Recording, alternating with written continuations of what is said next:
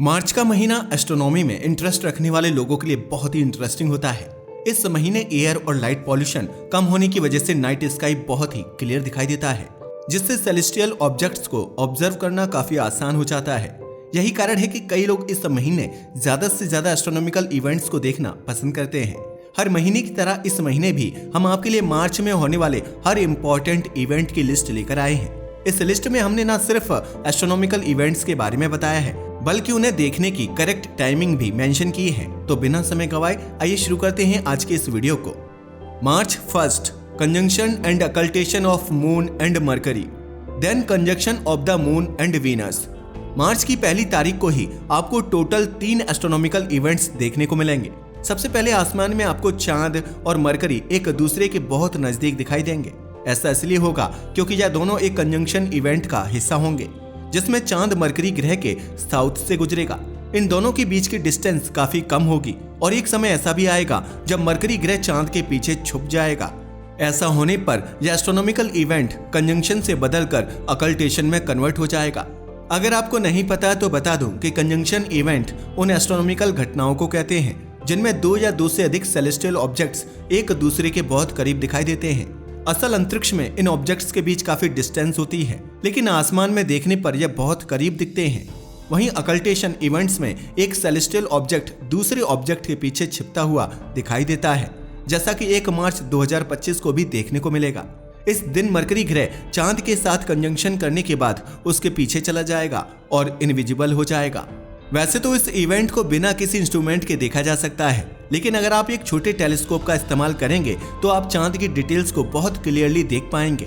Conjunction events astro photographers के लिए बहुत इंपॉर्टेंट माने जाते हैं। इसके दौरान वह कुछ ऐसी तस्वीरें खींच पाते हैं जो नॉर्मली बिना एडिटिंग के पॉसिबल नहीं होती। खैर, चांद और मरकरी के कंजंक्शन के बाद आप चांद और वीनस के कंजंक्शन को देख पाएंगे।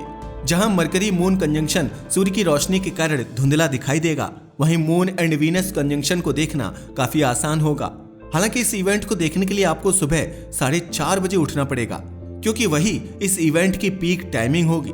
यह इवेंट पूरे भारतवर्ष से क्लियरली विजिबल होगा और टेलीस्कोप से देखने पर यह और भी ज्यादा ब्यूटीफुल नजर आएगा।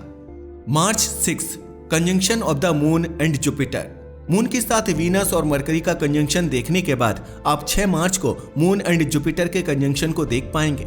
जुपिटर हमारे सौरमंडल का सबसे बड़ा प्लैनेट है, जिस वजह से यह आसमान में बहुत ब्राइट दिखाई देता है। इंटरेस्टिंग बात यह है कि 6 मार्च को चांद भी अपने 47.8% फेस में होगा, यानी इसकी सतह का आधा हिस्सा सूर्य की रोशनी से चमक रहा होगा। वैज्ञानिकों के मुताबिक इस समय चांद की ब्राइटनेस जुपिटर के मुकाबले करीब 5 गुना ज्यादा होगी, जिस कारण बृहस्पति हल्का सा धुंधला दिखाई देगा। लेकिन इसके बावजूद आप इन दोनों ही ऑब्जेक्ट को आसमान में क्लियरली लोकेट कर पाएंगे। वैसे तो बृहस्पति ग्रह को आसमान में ढूंढना काफी आसान होता है, लेकिन अगर आपको ऐसा करने में कोई भी दिक्कत आती है तो आप स्टार मैप जैसे किसी ऐप को डाउनलोड कर सकते हैं। गूगल प्ले स्टोर पर कई ऐसे एप्लीकेशंस अवेलेबल हैं जो आपको नाइट स्काई के मैप को फ्री में अवेलेबल कराते हैं। इन ऐप्स को इस्तेमाल करके आप किसी भी सेलेस्टियल ऑब्जेक्ट को आसानी से ढूंढ सकते हैं, फिर चाहे वह जुपिटर ग्रह हो या एंड्रोमेडा गैलेक्सी। खैर, नासा द्वारा प्रोवाइडेड डेटा के मुताबिक यह कंजंक्शन इवेंट शाम 5:30 बजे से शुरू होगा। जैसा कि आप सब जानते ही होंगे कि भारत के ज्यादातर इलाकों में इस समय काफी रोशनी होती है, जिस कारण जुपिटर को देखना काफी मुश्किल होगा। हालांकि 6:30 बजे तक ज्यादातर भारत में अंधेरा होने लगता है और यही समय जुपिटर को स्पॉट करने के लिए सबसे बेहतर होगा।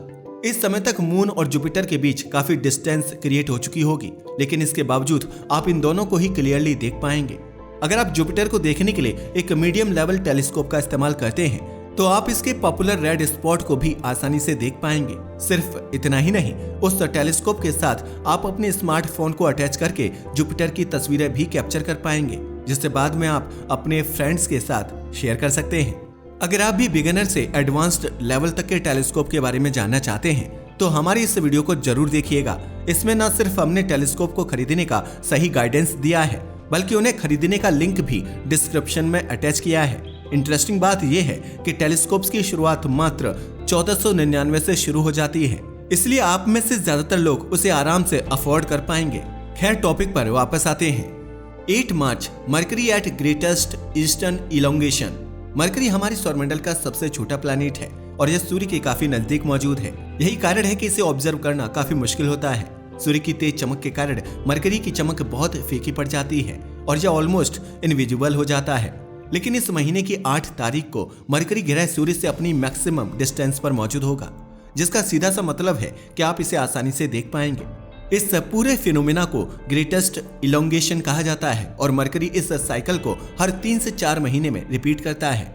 8 तारीख को यह सुबह 7 बजे अपने सबसे क्लियर पॉइंट पर पहुंचेगा, जहां से इसे देखना सबसे आसान होगा। लेकिन यह पूरी रियलिटी नहीं है। असल में सुबह 7 बजे तक सूर्योदय हो चुका होता है, जिस कारण सूर्य की चमक में यह छोटा सा ग्रह ऑलमोस्ट गायब हो जाएगा। अगर आप सच में इस प्लेनेट को बिना किसी प्रॉब्लम के ऑब्जर्व करना चाहते हैं तो आपको सनसेट का इंतजार करना पड़ेगा।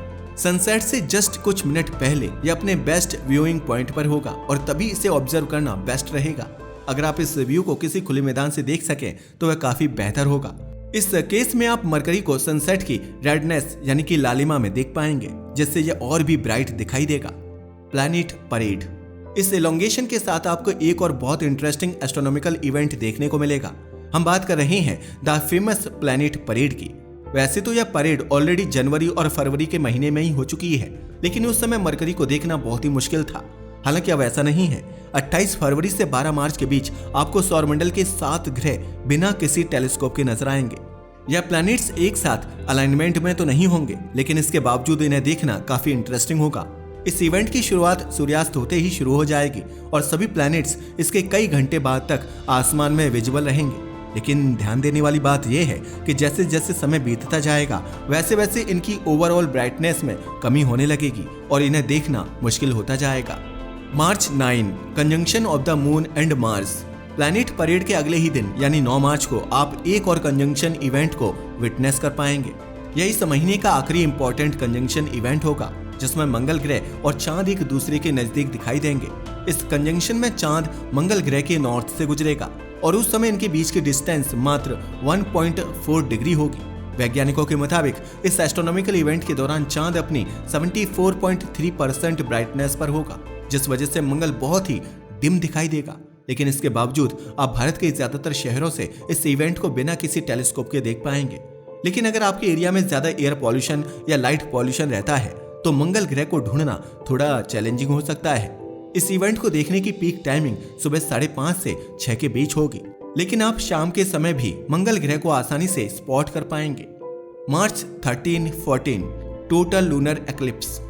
ऑलमोस्ट सारे कंजंक्शन इवेंट्स खत्म होने के बाद 13 मार्च को इस महीने का दूसरा सबसे इंपॉर्टेंट एस्ट्रोनॉमिकल इवेंट होगा।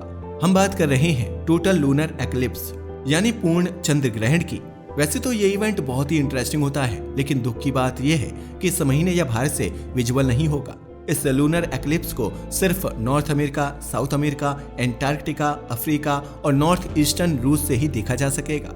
हालांकि अगर आप इस एक्लिप्स को लाइव होते हुए देखना चाहते हैं तो आप YouTube पर किसी लाइव स्ट्रीम को फॉलो कर सकते हैं। चंद्र ग्रहण के दौरान तमाम एस्ट्रो फोटोग्राफर्स अपने टेलीस्कोप के जरिए चांद को ऑब्जर्व करते हैं। सिर्फ इतना ही नहीं, वह इस पूरे इवेंट को लाइव टेलीकास्ट भी करते हैं। आप इन्हीं टेलीकास्ट को देखकर पूरे चंद्र ग्रहण का मजा उठा सकते हैं। मार्च 28-29 पार्शियल सोलर एक्लिप्स।